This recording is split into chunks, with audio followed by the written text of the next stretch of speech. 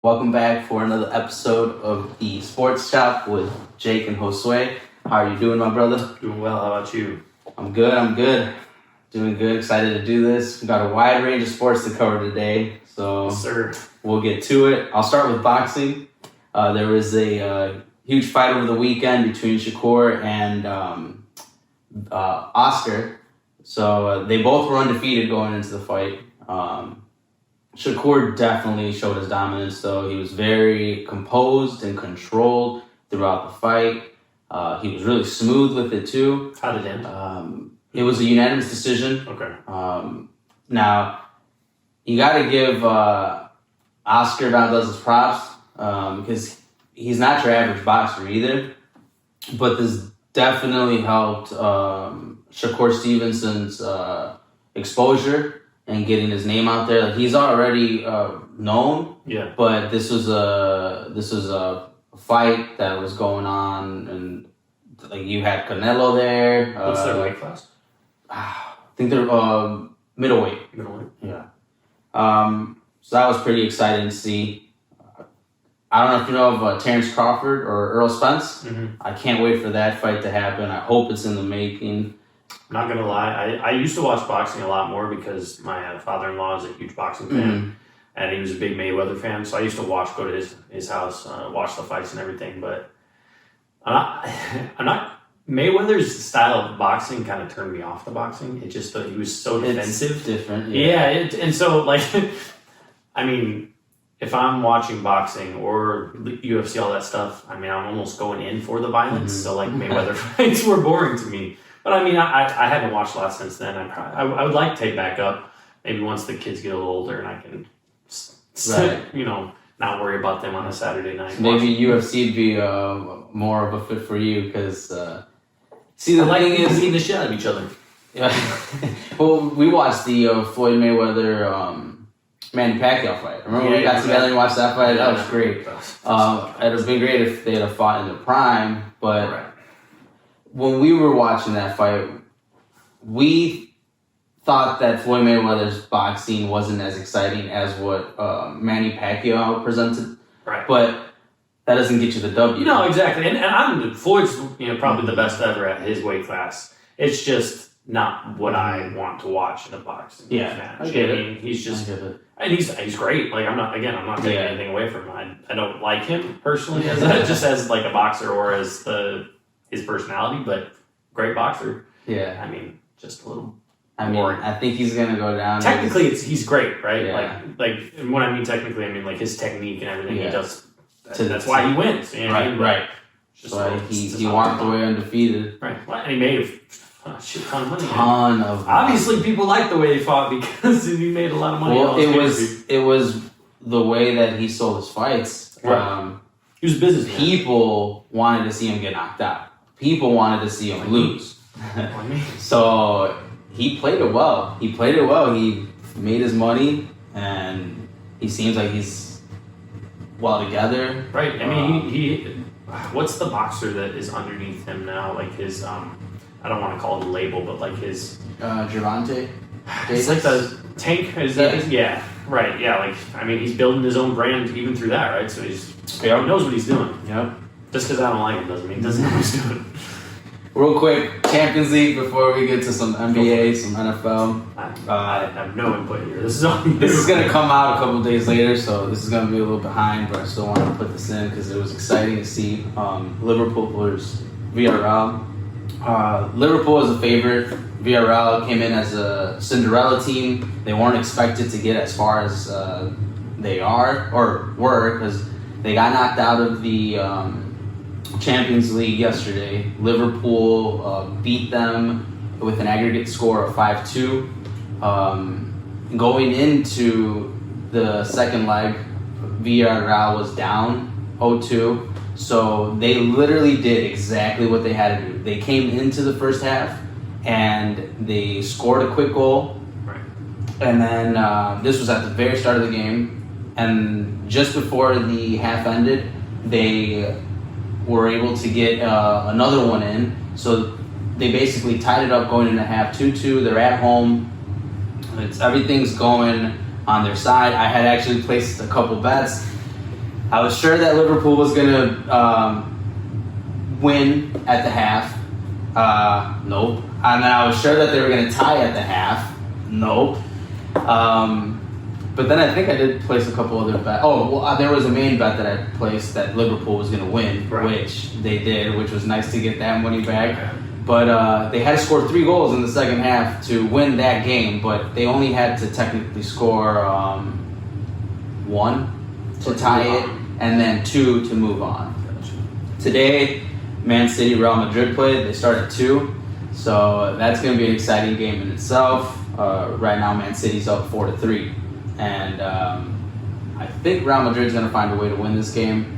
I'm not sure how many goals are going to be scored in this game. I don't think there's going to be as many goals scored as there was in the first game, but it's going to be exciting to see.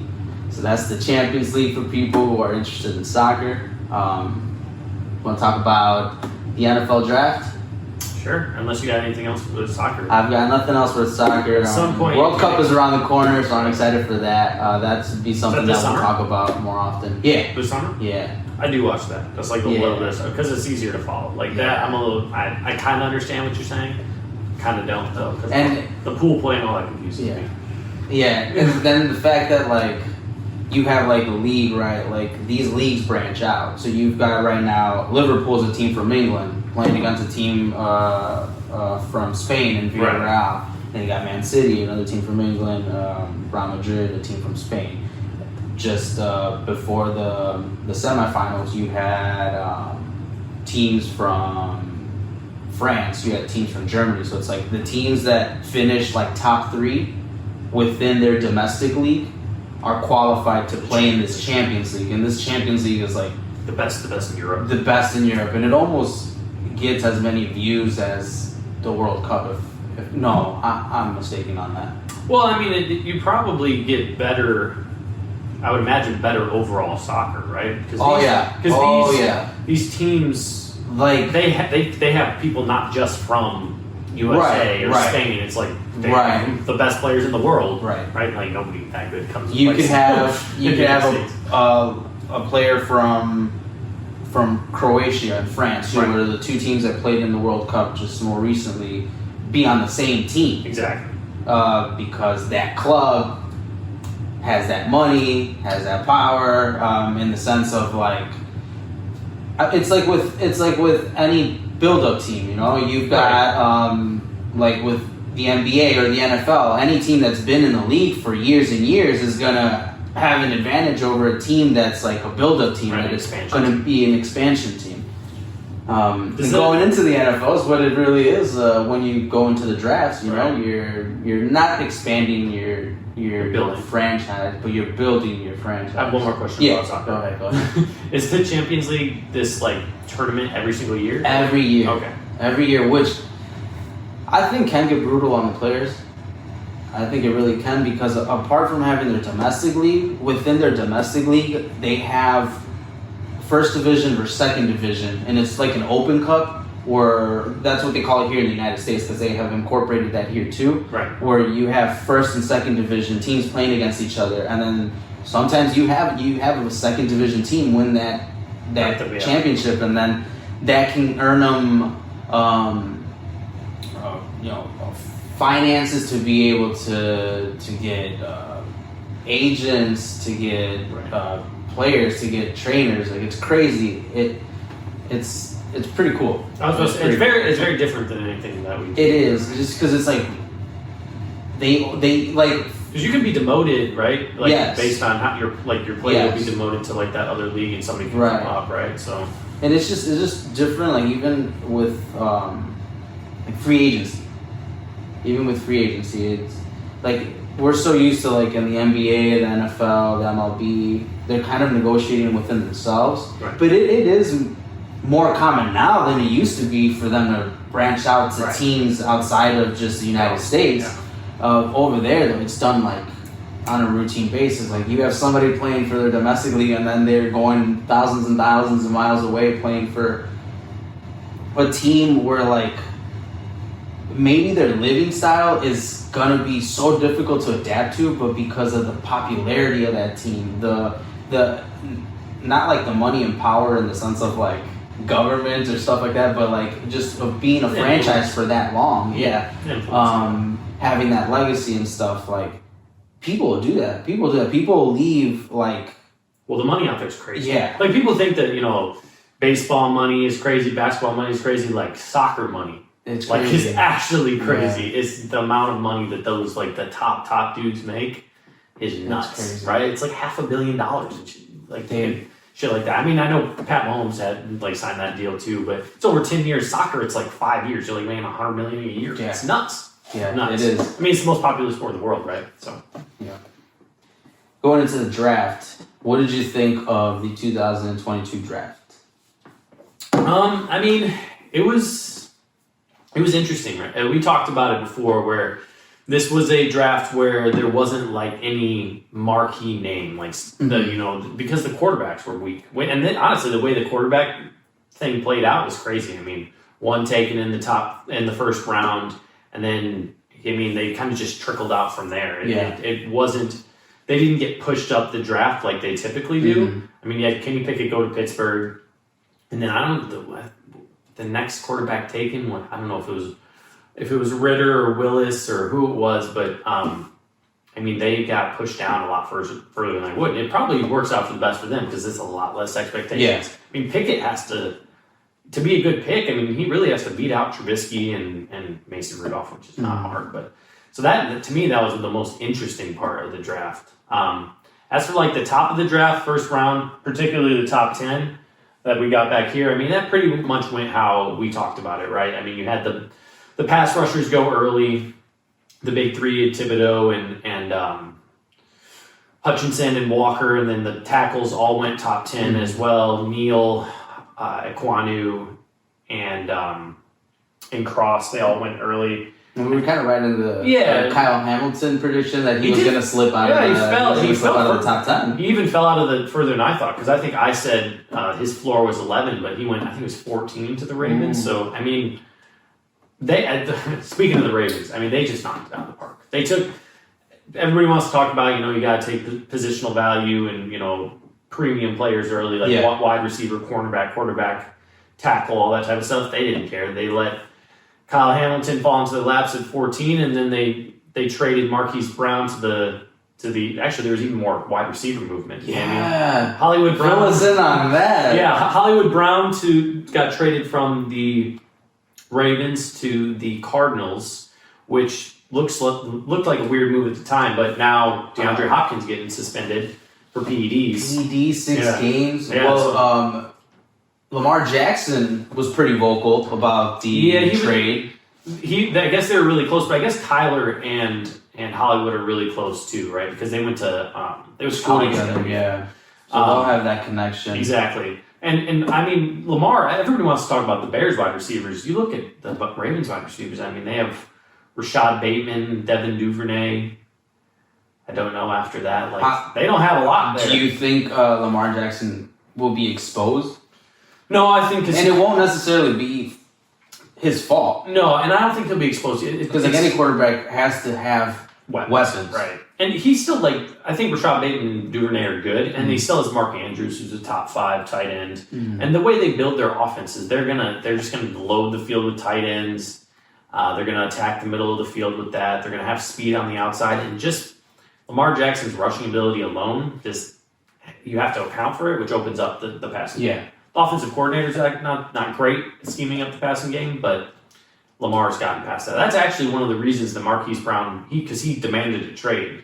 He didn't do it all publicly, but he told the Ravens, he's like, hey, I want to be traded. Like, you guys don't know how to use me, essentially, is what he told them. And so he did it in quiet, and they got it done, right? So Marquise Brown went to the Cardinals. Then you have A.J. Brown. And A.J. Brown went to the Eagles. The Cardinals traded, I think, pick 23, and the Eagles traded pick 18. I mean, A.J. Brown's a great deal. I know you had to pay him, but $100 million over 4 years isn't terrible for the way the wide receiver market's been. And that's a good wide receiving core now with Devontae Smith and A.J. Brown. So, but the Ravens, in trading Marquise Brown, they picked Tyler Linderbaum, he's a center from Iowa, probably one of the safest picks in the draft. he was one of the best center prospects to come out in the past 10 years. He's ready to be plugged in. Yeah, you just plug him in. He's small for what the Ravens want to do, but he's just so good. Mm-hmm. I mean, he'll make do. So again, the Ravens just let people fall to them, and they do really well. Of course. I have a feeling that the Bears did well in their draft picks. But before we get to the Bears, is there anything else you want to fill in on with the top 10? I mean, like I said, it went pretty much how I expected. I mean, I'm not going to lie, I didn't think that both corners would go that early. Me neither. But I mean, it's a passing league, and those are the two most talented corners. They have, optimum size, optimum athleticism. It will be interesting with Stingley going to the Texans. I mean, that's a Lovey, cover 2 type system. I wonder if he switches it up a bit because he's a really good man corner, right? He locked up Jamar Chase when they were playing together. So we'll see what they do there. And then Sauce Gardner or Ahmad Gardner there, he's basically, if you think Richard Sherman when he was on the 49ers, that's kind of how they'll use him, right? Okay. He's just a big, long corner. Can play man, can play cover 3. And the 49ers defensive coordinator is the Jets head coach when Sherman was there. Thibodeau, I think that's the Giants, honestly, in the top 10 had a great draft. I mean, Thibodeau, in my opinion, best pass rusher, probably the best player in the top 5. I mean, if he pans out, he's going to be probably one of the better players. And then he'll be on Pro Bowls. Yeah, exactly. He just has the most physical talent. And then Evan Neal, to get him, that's a steal. Solidify. You get blue chip guys on each side of the ball. I mean, that's they did really well in my opinion. It hurts me to say, right? The Bears could have used Evan Neal at 7, but I'd rather have Justin Fields than Evan Neal. So. Oh yeah, that was how that may have played out, huh? Well, but we wouldn't have a quarterback. I don't know what we would have done in 20. Maybe we would have kept Nick Foles. Yeah. They cut him this weekend. That was I heard. What surprise pick do you think will make an impact on the team? Just in the first round? Yeah, in the first round. I don't know. Like I said, I don't think there's a lot of surprises. I mean, if we're talking about the biggest surprise of the first round, not necessarily that will make an impact, but the Patriots taking Cole Strange. I talked about him, but I was talking about him in like the 3rd, 4th, 5th round. That's true. And they took him in the first round, number 29. Crazy. So that was they must have seen something in his work that they fell in love with. Taking a guard that early when you're the Patriots and you have to provide Mac Jones with as much help as possible. I mean, it's just a weird pick, but it's Bill Belichick, so we'll see.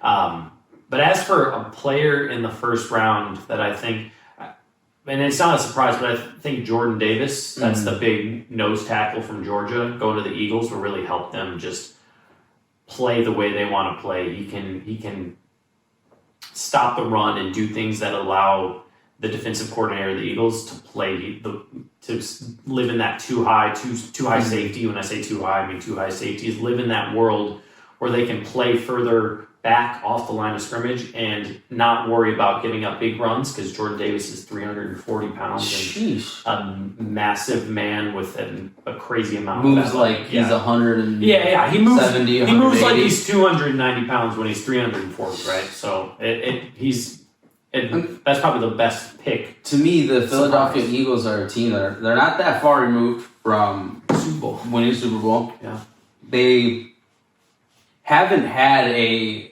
standout quarterback. They've kind of gotten to these places without a solidified quarterback, which is impressive. So they seem to keep building their team in the right way, and all they really have to do is just like plug in a quarterback that can be okay in the league. Well, it just goes to show you how impressive the Eagles front office, all their GM, everybody on down has been, right? Because they constantly build up these teams, and they honestly, you're right.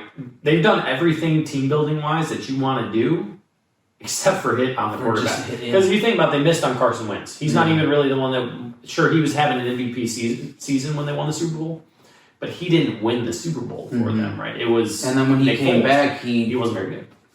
But then they traded him and got these picks that allowed them to do what they did in this draft. So again, that's a work of magic. And then even to speak on that further, their front office constantly gets poached to take out to like their lower level scouting people, not lower level, but the person that's not the GM, right? Their assistant GMs or like their directors of scouting. They all get poached for GM jobs, like the Jets GM.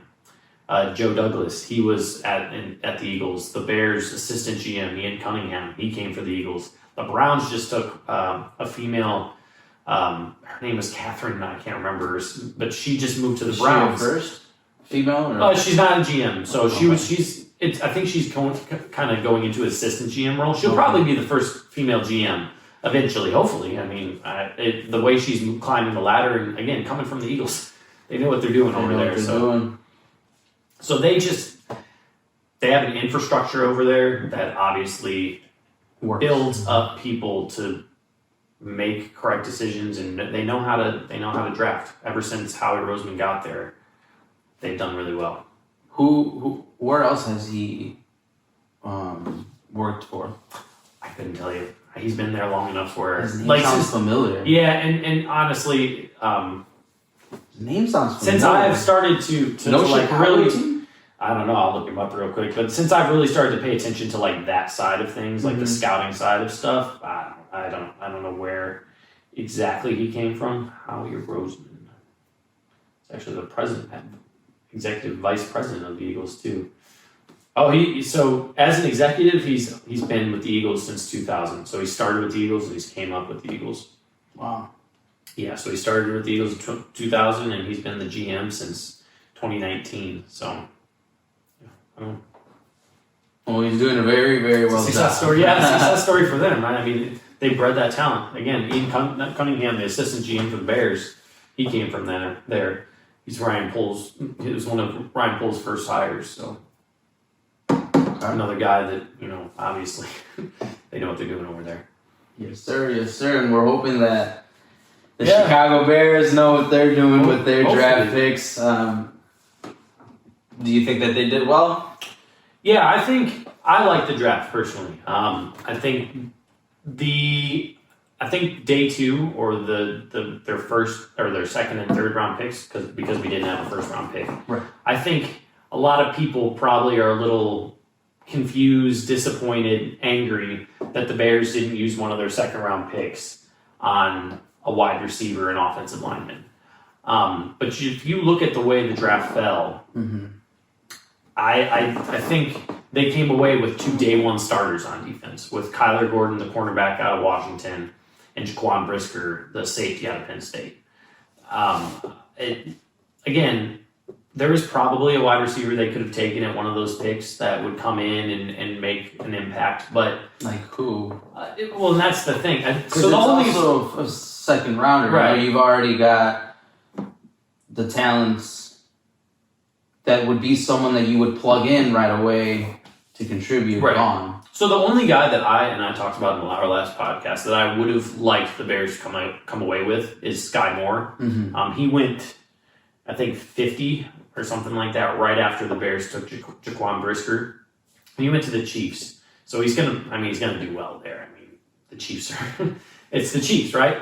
Damn it. Yeah, no, it is what I'm good for him. I'm glad. Well, they lost Tyreek Hill. Exactly. So they have to, and they signed MVS to kind of replace that speed. And Sky Moore will work more of those underneath, yard after catch, slants, things of that nature. But again, I still don't think Kyler Gordon and Brisker are bad picks. I think they're probably, if you looked at the boards across the league, they probably were not necessarily steals, but they fell a little farther than people would have expected. And again, if you get 2 day one starters in your secondary, I mean that's good value.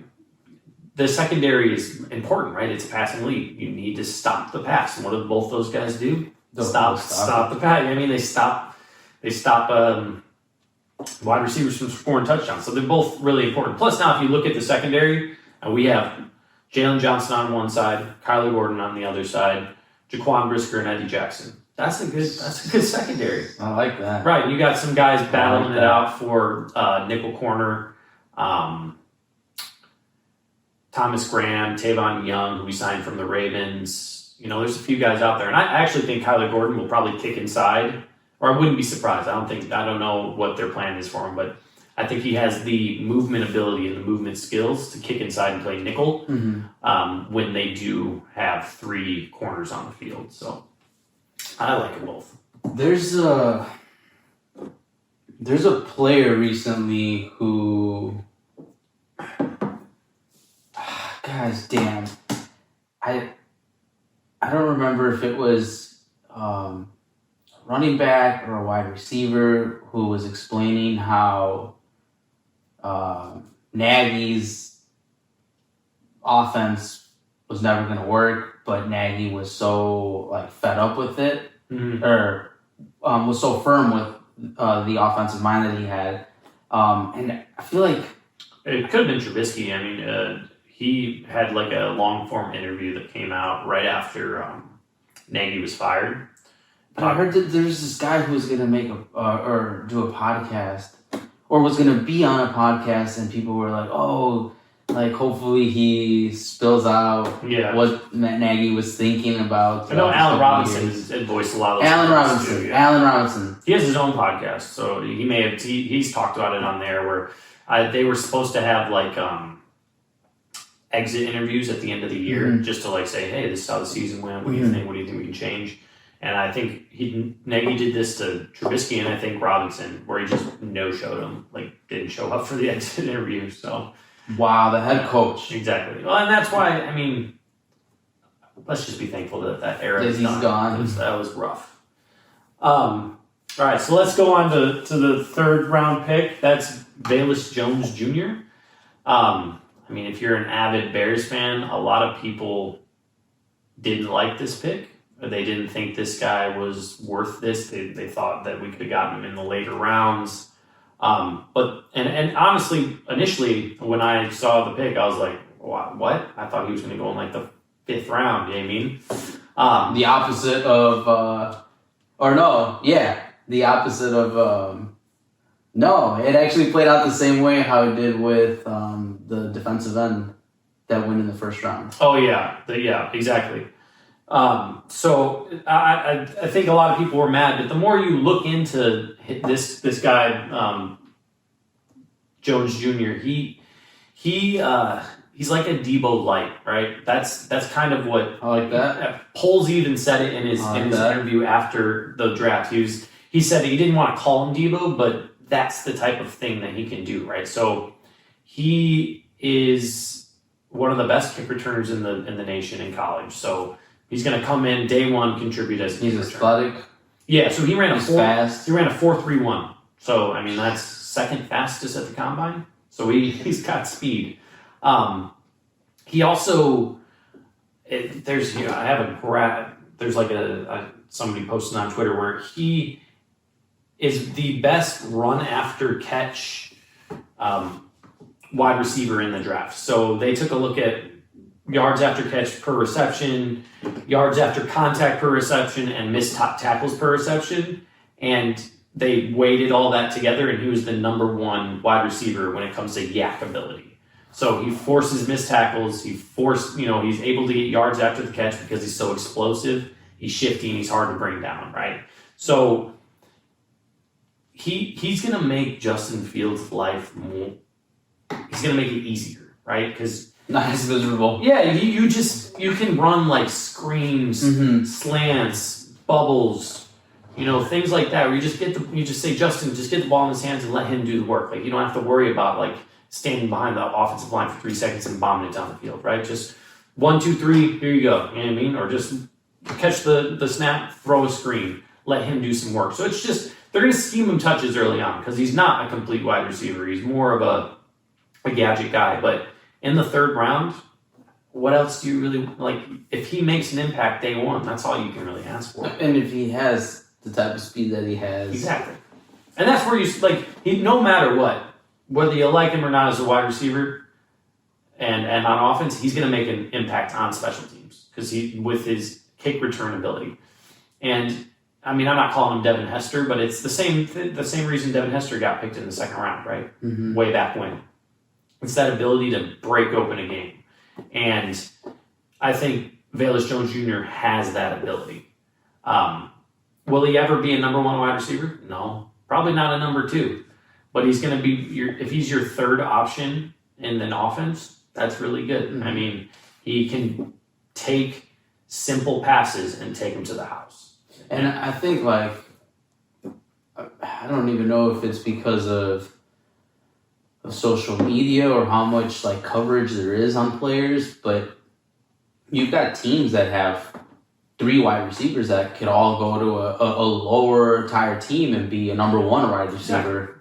So when you have a wide receiver 3 like that who has gift, who has a talent, who has the speed that he has, why not? Right. And again, I think people were mad because everybody wants an X wide receiver, which mm-hmm. I explained it on the last podcast. I mm-hmm. think the big ball-winning, tall, all this stuff.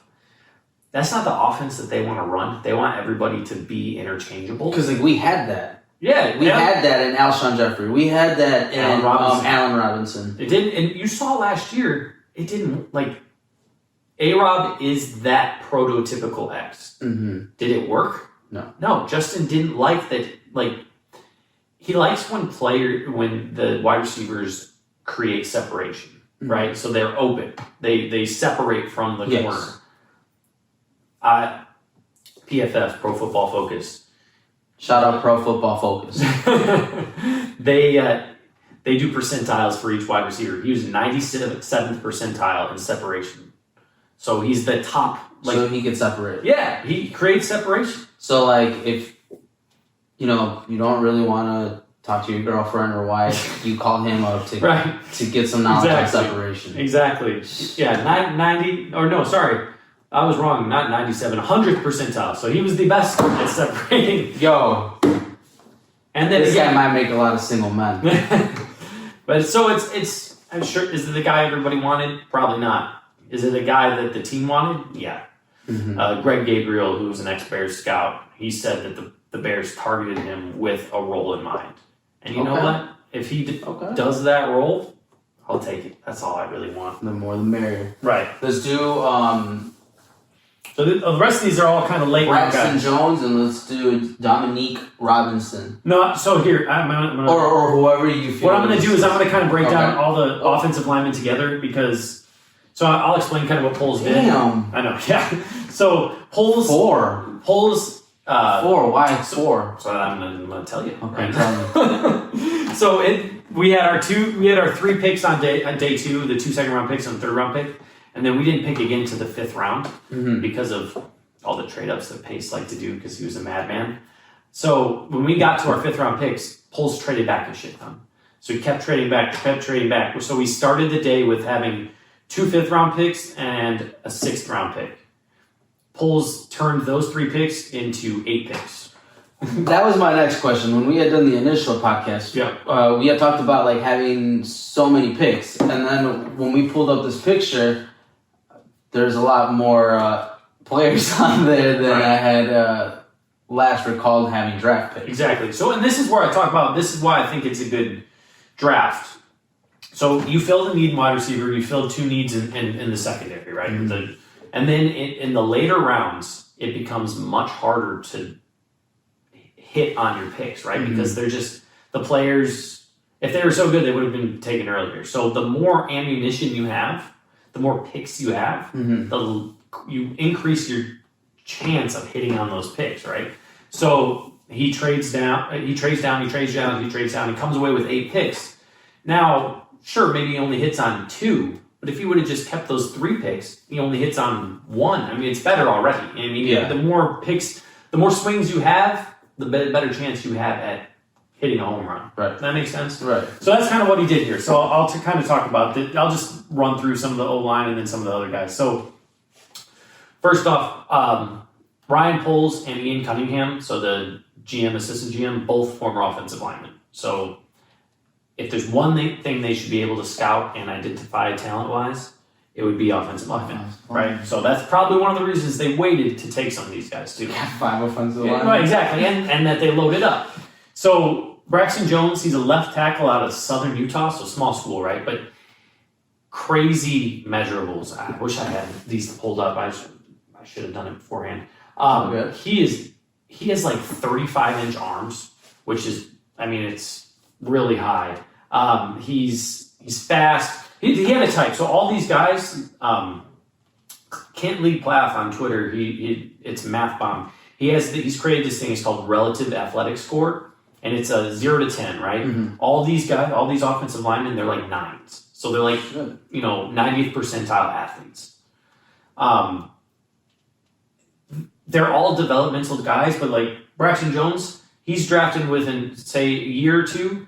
You want him to possibly be your left tackle, or at least competing for that role, right? You said Utah has become like... I was talking normal Utah. This is Southern Utah. So this is like a small... Okay. I don't know if it's FCS or what, but it's a smaller school. But he was at the Senior... It's either the Senior Bowl or the Shrine Bowl. It's one of like the all-star bowls after the college season. And he did really well there. But ultimately... he's a swing at a developmental left tackle, right? Okay. We still don't have a left tackle. Yes, we have Larry Borum. He's going to compete with Borum. We'll see what happens. Then Zachary Thomas, he played left tackle in college. He's played all over. He played left tackle, right tackle, and right guard in college. Shout out San Diego State. San Diego State. I've got a couple cousins who graduated from there. There you go. Three, I think. Right, well, they're probably Zachary Thomas.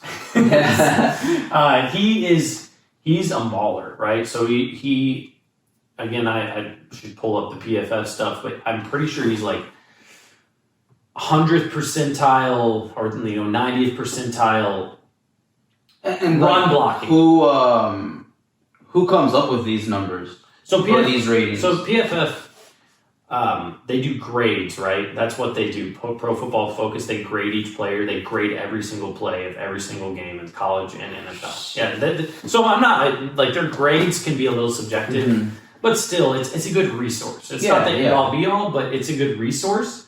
And they, based on that, then they give like percentiles in here. I've got it pulled up now. So this is one of the guys, PFF Brad, who's like the Bears one. He did a lot of these percentiles. So for Zachary Thomas, he graded out. Wow, so this is he's not as good as I remember here. but he's good on zone runs. So that's what the Bears want to run. Zone is like everybody's moving horizontally. And he's really athletic. He's a 9 RAS guy. So he's going to be able to move for you. Exactly. And he probably won't be a tackle because remember we have Tevin Jenkins out there, but they may try him at right guard. And if he can run block really well with that athleticism and his ability, he has a chance to start. So that's where I think he's kind of like a right guard, right tackle. That's where they'll try to develop him. And again, it's just another swing. Hopefully you hit on one. Next guy is Doug Kramer. He's from Illinois. Yeah. He went to school at the University of Illinois, and I think I'll have to look at it. He's from Illinois as well. He's born and raised. He's a huge Bears fan, so that's kind of cool. Center only. He doesn't have the size to play anywhere else, but again, zone center. He's really smart. Started all 4 years. Team captain, like 4.0 GPA. So just a dude that has the smarts and everything to play. Plus, it's cool when they're from Illinois. And they're from Illinois. Right. You've got like that type of fan base or that type of bond with the city. Exactly, and it's just state. And it's always cool. Like Cole Kmet was the same way a couple of years ago. He was. He's from Illinois, went to school in Chicago. All that. I mean, it's cool when you have an Illinois guy, right? Yeah, I don't know if he'll make the roster or if he's just a practice squad guy, but still, it's cool. And again, all these guys are swings. And then actually, I think I don't want to butcher his name, Jatired Carter. He probably has the best chance to actually start on the Bears' offensive line this year. So again, played left tackle in college, but he'll play guard in the NFL. Why do you say that he's ready to play now? opposed to the other players who have been selected before on the OL?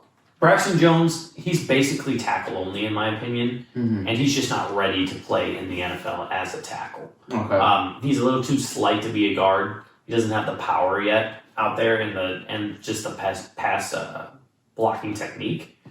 Same for Zachary Thomas. He is terrible at pass protection. Like literally, like I was saying all those good things about run, he cannot pass protect at all, and you can't have that with Justin Fields, right? But Carter, he went to a HBCU, so a historically black college, which is always cool when one of those guys gets drafted because it's a small. And I actually gives them exposure. Right. I was an athletic trainer at Savannah State, which was, I don't think they are anymore. I think they went to D2, but they were when I was there. FCS, historically black college. We didn't play Southern, but we were a part of that. Which NFL player went to Shannon Sharp? Went to Savannah State University. You were there 2017 as an athletic trainer? Yeah, and I was there as an athletic trainer. I was there the year, and we played them that, I'm blanking on his name right now, the Colts linebacker, the really good one, Darius Leonard. I was there. We played Darius Leonard that year. How did he do? Yeah, he destroyed us. I remember being... I actually went to a Savannah State University game. Yeah, I enjoyed it. Well, was it homecoming that you were at? I think it was. I think there was a lot of people there. I think you guys went to the homecoming game, so it was like super packed. And it was fun. Also like 105 degrees. It was fun, but it was definitely hot. God. And it was October, and it was still like... yeah. I don't miss that at all. But yeah, and so it's cool that a historically black college, someone from those universities got drafted. Same thing, he was at the Senior Bowl, he played guard at the Senior Bowl, and he's shut down Logan Hall, who was a first-round pick. Shut him down in the Senior Bowl. Travis Jones, who was a second-round or third-round pick, he went to the Ravens, shut him down. These are skilled running backs that he's been able to shut down. Defensive tackles. Sorry. No, you're good. But they're like guys that got drafted way ahead of him because he was in the 7th round. So I think he has a chance to compete for that job. I like him a lot. But yeah, do you have any questions about those O-line? I know I'm spitting out facts and information, but I don't have questions on them necessarily. I have a question on your prediction on the Chicago Bears season now that there's been draft picks. Are you still waiting on the free agency moves? Yeah, and we'll touch on a few more of these guys too because I only touched on the O-lineman, but and you know I like my running backs, so that's what I've got going through my head. That's why I'm looking at defensive ends, offensive linemen as running backs. I want to talk about the running backs. I actually like him a lot. We'll talk about him. So when you talk about prediction, there's still free agency still not over, right? And I don't think the Bears are done. June 1st in the NFL, when you cut a guy, the contracts change. You don't lose as much money, things like that. So post June 1, a lot more guys will be cut, and there'll be more talent. And this is more like on the business side of things, exactly. Right? Franchise or organizations. It's all money. That's why they do it. So you have to wait for that. There's still good offensive linemen and wide receivers out there. I still want them to pick up J.C. Treader. He was the Browns center last year. He was with Luke Getsy in Green Bay. I'm pretty sure the first time Getsy was our offensive coordinator. So I still think he would be a good target. Will they go after him? I don't know. I also don't know why he hasn't been signed yet. It's all right. There may be some medical issues there. But there's still more free agents to be signed and things to be done this offseason. So I can't judge yet. We'll come back. We'll do like a well, we probably won't talk Bears too much after this, but maybe like a pre-training camp once the roster is a little more set. Why don't you think we'll have too many conversations on these? Well, there's just not too much news that's going to come out. Yeah, we can talk about the Bears, but we should probably move on to Cubs and things like that. Actually, who won the game last night? Speaking of that, White Sox Cubs. The Sox won. The White Sox beat the Cubs 3-1. Sorry, they both went in with the same record, and there was a lot of expectations on the Chicago White Sox fan base, and Chicago Cubs fan base kind of knows what they're getting into. Right. but going into the season with the same record, into that crosstown showdown, I mean, I hope for the better of both teams, but obviously if there's a team I'm rooting for, I'm going to be rooting for the Cubs over the White Sox any day. But they did this series so early in the year, too. Yeah. Normally I go like on July, right? August, No, I think sometimes during the summer. I think the next one too. The one is this at Wrigley or at? Yes. So I think at Wrigley Field. Even the one in guaranteed rate, I think it's like a month from now. So it's still early in the season. Damn. Yeah. That one's coming up soon too. Yeah, that's what I mean. So it's unfortunate. There was a couple of things I was gonna mention. About this or about the Cubs? Just about sports. Oh, go ahead. Diego Maradona's Hand of God jersey that he wore during the World Cup final sold for like, if I'm not mistaken, like over $7 or $8 million. Kevin Durant just became part owner of the Gotham City Soccer Club. Talking about the NBA, Ja Morant was doing a little trash talking at the end of the game against the Golden State Warriors, specifically towards Stephen Curry. I don't think that's going to pan out well. He's the next superstar, though. I definitely agree, but has he proven anything? He put up an amazing stat line yesterday. He had like over 40 points. He had over 5 assists. Over 5 rebounds easily. I think he was up there in like the 7 or 8. I think his stat line was 44, 8, and 8. He's definitely an all-star. I think he's catapulted himself as a superstar. He received the most improved player of the year, which he was not in the conversation for. I actually think he gave that award to his teammate. Really? Bane. I mean, he's like Derrick Rose. Come on, don't trash talk Steph Curry, who has how many championships? I like that though. I like that. What does he care? What is he?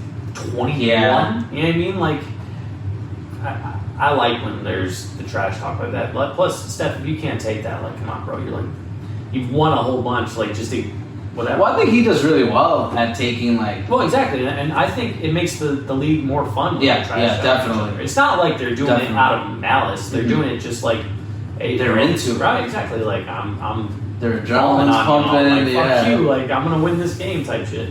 Yeah, I like that. That's for sure. It's gonna be tricky between the Bucks and the Celtics.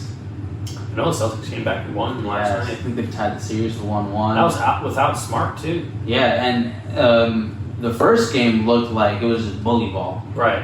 But then the second game was like smooth. Celtics hit their threes. Yeah, that's huge. The Bucks are going to give you those threes. That's why the Bulls lost. We talked about that. I don't know if it was the first time or the last time, but the Bulls don't have any fucking shooting. No, they don't. And that is why they lost. I mean, you have to hit your threes against the Bucks. You'll stay in it if you can hit your threes. And on the 76ers and the Miami Heat, I don't think the 76ers are going to have enough to compete against the Heat. I hope Jimmy Butler takes it to James Harden.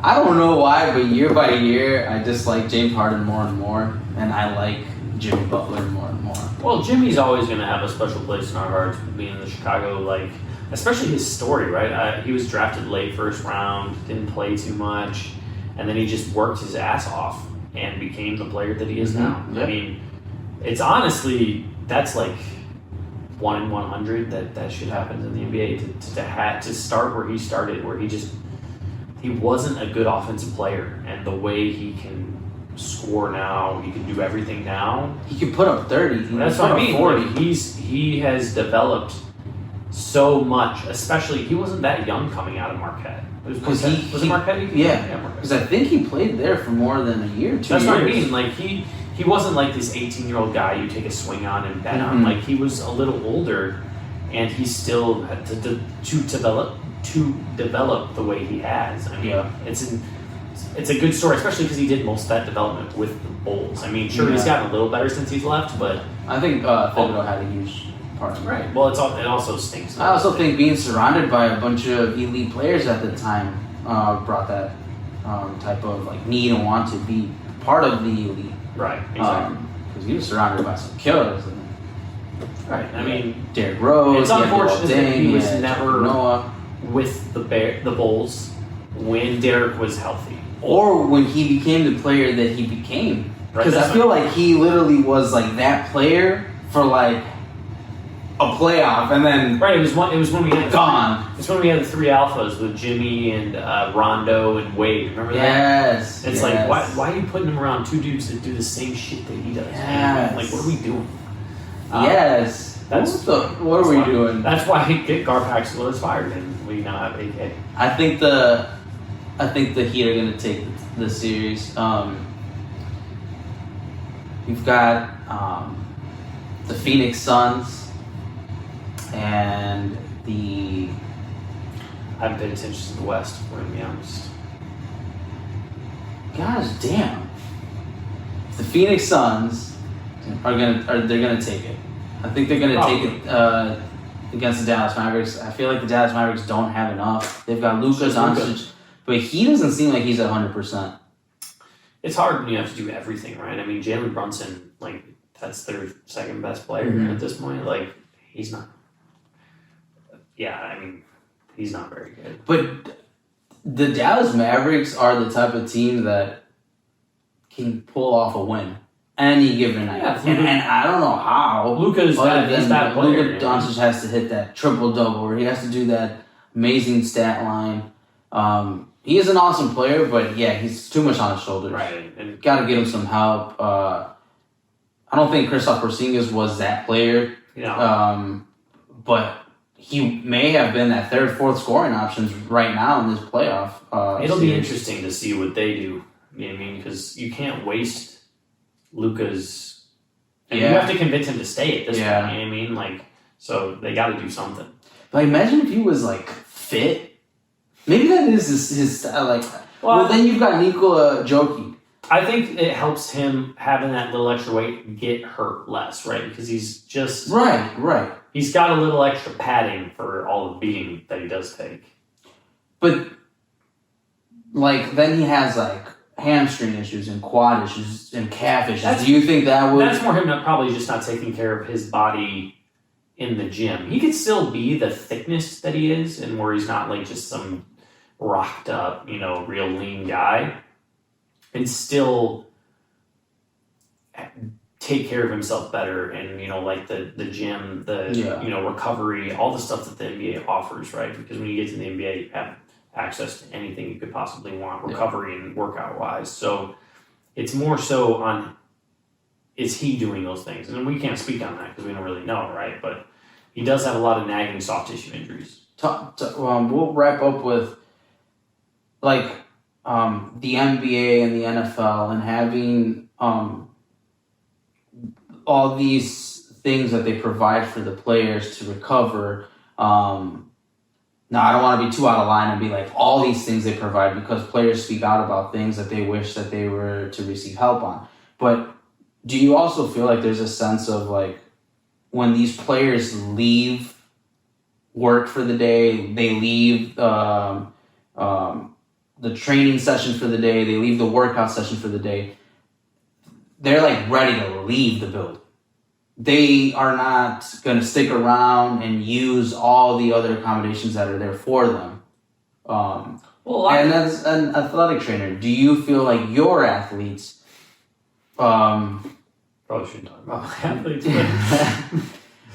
But, so when you get to the professional level, what you have to understand is their body is essentially like their livelihood, right? Mm-hmm. Like me and you, like we like to work out, eat healthy, whatever, because it's our prerogative and we want to. You know what I mean? It's not because we don't have to. Mm-hmm. Like your job isn't making you, right, or it doesn't require you to be in shape or to eat healthy or to do whatever. You know what I mean? Take care of yourself. in the NBA, NFL, MLB, whatever professional athlete, whatever you do as a professional athlete, your body is the service you provide. Mm-hmm. I mean, sure, yes, you have some mental things that you provide as well, right? You know, like IQ, football, you have to know scheme, playbook, things like that. But what you put out there on the field, your field of play, is all your body, right? So it becomes your responsibility to take care of your body. Yeah. You have to go the extra mile to, you know, put the work in the gym. You have to go the extra mile to, you know, take care of yourself when you have an injury. It doesn't just end when you walk out of the facilities. You have to go home and make sure you're getting optimal sleep, optimal nutrition, optimal recovery. And you can do that at the facility or you can do it at home. Like, it doesn't matter where you do it, but you have to. In my opinion, to be like the best athlete you can be, you have to take care of those things. And that has been a huge thing that athletes, the really elite athletes, have incorporated, right? So Steph Curry, early in his career, dealt with a ton of ankle injuries, right? Remember, he missed a lot of time, all that stuff. Yeah. He basically dedicated like his life to making sure that didn't happen again, through training, through nutrition, through all different types of things. There's a lot of ways. Look, injuries aren't preventable. They're inevitable, right? You're going to get hurt, but it's what do you do to make sure when you do get hurt, you're getting back out there faster, or you're recovering fast. You know, you're recovering faster, that the injury doesn't affect you as much, because a lot of these are freak injuries, right? Especially at the professional level, that they're so athletic, they're so skilled, that, and they're strong, all those different things. It's not, the torn ACL doesn't happen because, you know, their knee caved in or whatever. It's because a million different factors, right? So the athletes need to do what they have to do to mitigate those factors and try to stay as healthy as possible. And that's what sets apart, you know, the greats from the ones that don't want to be great. And we'll wrap it up with that. For all those young athletes, that was some words of wisdom right there. Thank you. We'll be tuning in again for another episode of the Sports Shop. Yes, sir. We'll be hitting people with the latest on sports. Let's get out of here.